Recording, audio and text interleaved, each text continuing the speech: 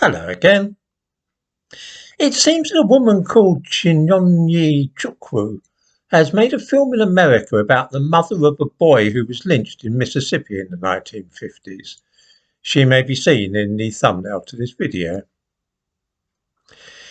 It has received good reviews, but because nobody has nominated the film for an Oscar, the director, a black woman, says that this is a clear case of misogyny and racism.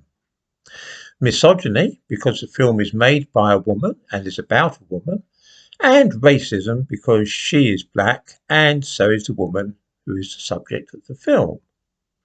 Here is what she said on Instagram.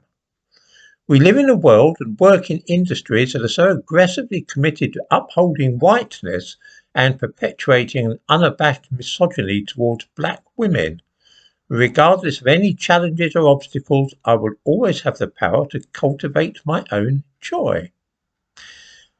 Well, I'm not at all sure what is meant by cultivating her own joy, but as far as aggressively upholding whiteness goes, I'm bound to say that the idea that American films are aggressively upholding whiteness is a novel one to me.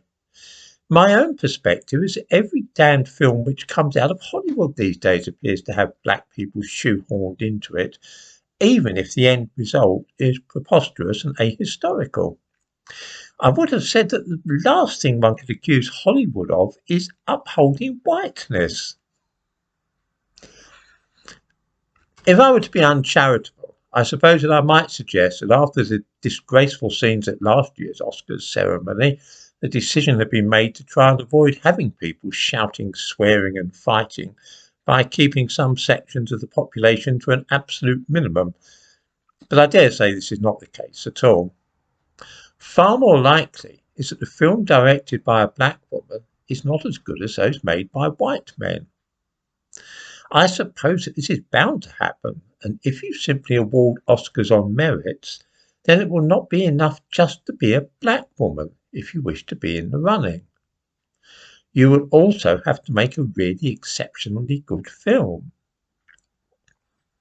Of course, awarding Oscars on racial or political grounds has been happening for at least 60 years to my certain knowledge, but it usually works in the opposite direction. That is to say, by favouring films about black people at the expense of better films which feature only white actors. Who can remember when in 1962 Peter O'Toole failed to win the Oscar for Best Actor in Lawrence of Arabia, which was instead given to Gregory Peck for his role as Atticus Finch in To Kill a Mockingbird. This was purely a political move due to the fuss about segregation in the deep south of America at that time. This latest complaint seems to me to speak of a sense of entitlement on the part of black people in the United States. Essentially, here is a black woman who has directed a film about another black woman and now feels aggrieved that she's not in the running for an Oscar on that account. It is to be hoped that this indicates a sea change in attitudes about the Oscars, that they are to be awarded purely on merit in future and ignoring the ethnicity of those involved. I think that a level playing field of that kind would be a far more just and equitable way to proceed, rather than simply giving the awards out because films are worthy and make important social comments or are made by a black person. In the description to this video, I give a link to a news item about this matter.